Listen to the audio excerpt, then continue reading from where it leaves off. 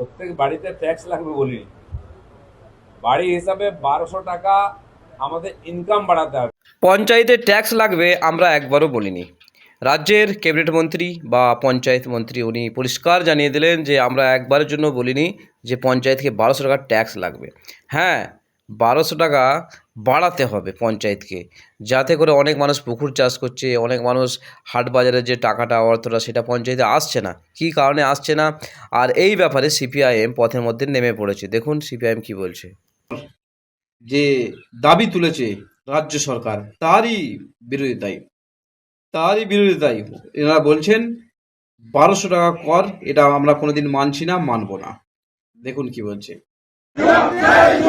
এই কর 1200 টাকা করে ন্যূনতম কর চাপানোর ঘোষণা করা হচ্ছে কেন? রাজ্য সরকার জবাব দাও।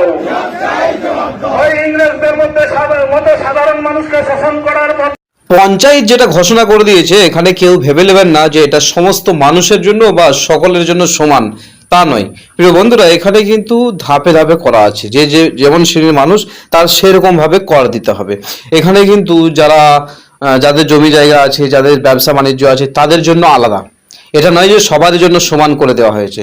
সেই কারণেই অনেক মানুষ তো ভাববে 1200 টাকা বাড়ি দিয়েছে, 1200 টাকা মানে বিশাল ব্যাপার হলেও এখানে কিন্তু মানুষ দেখে করা হবে। এক পঞ্চায়েত এক রকমের হবে।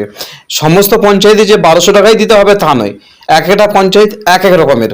তার মানে যেমন আমাদের পূর্ব বর্ধমান জেলার পঞ্চায়েত সেটা গঠন করবে, পঞ্চায়েত সেটা দেখবে যে আমাদের এরিয়ায় মানুষ কেমন আছে, সেই রকমভাবে আপনাকে কর আদায় করতে হবে।